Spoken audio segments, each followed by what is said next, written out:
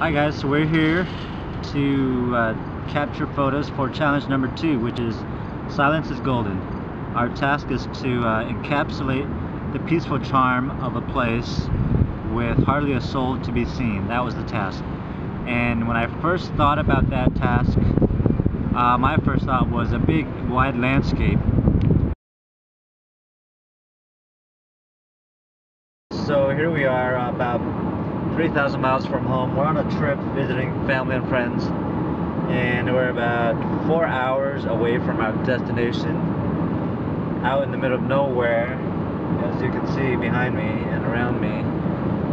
Hopefully we'll find a nice spot along the way to shoot our challenge. Now the bad thing of a 4-hour road trip is that it takes you 4 hours to get there. But the good thing is that you get a lot of time to think about everything and anything you need to think about. In this case, I thought my shaky road trip footage was pretty crappy. But you know what? I also had a lot of time to think about what the other contestants would be shooting. And I bet they'd be doing a lot of landscapes, so I wanted to do something different. Oh yeah, I got a little lost along the way too. Help! But the more I thought about it, the more I felt like the other contestants would be doing the same thing too. So I wanted to try a little bit different. I wanted to go indoors. It's ironic because I usually like shooting outdoors, but this time I'll be going indoors. However, you can see the old cathedral behind me. No videotaping is allowed. You can't bring any kind of equipment, so we'll just be handheld with our cameras.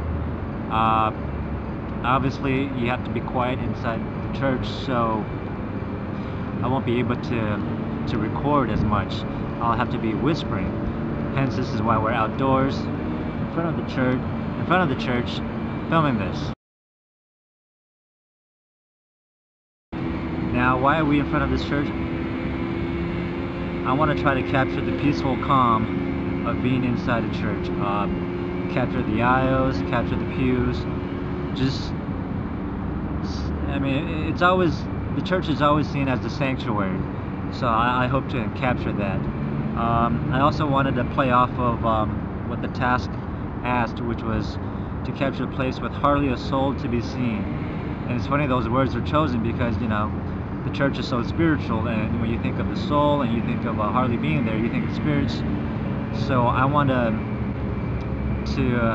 drag the shutter a little bit while we're in there and trying to make it as though, you know, the person is there but it's not there.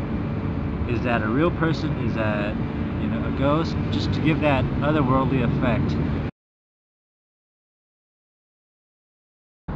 My inspiration really was, you know, I mean, growing up visiting, you know, a lot of old cathedrals, I was always in awe.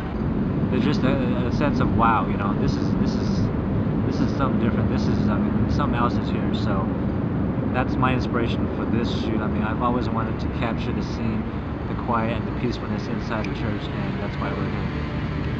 The biggest difficulty in this task, I think, will be the fact that we have to be very quiet inside. We can't bring any gear other than just our handheld cameras, so, you know, I can't set up a tripod to film video, or I can't set up a tripod to do a long exposure, you know, 5-10 seconds long. That would have been nice, but I'll have to do everything handheld. And also trying to get people out of the frame, you know, other tourists out of the frame that I'd like. I think that'll be a challenge. I mean, there'll be a lot of waiting, trying to get my scene in my frame while being quiet, and hopefully we'll be able to do that.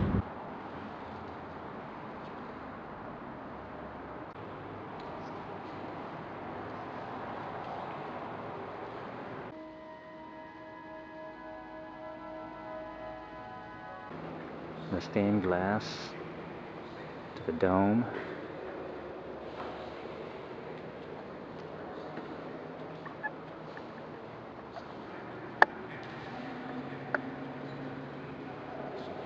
So hopefully we'll be able to capture our frame in here.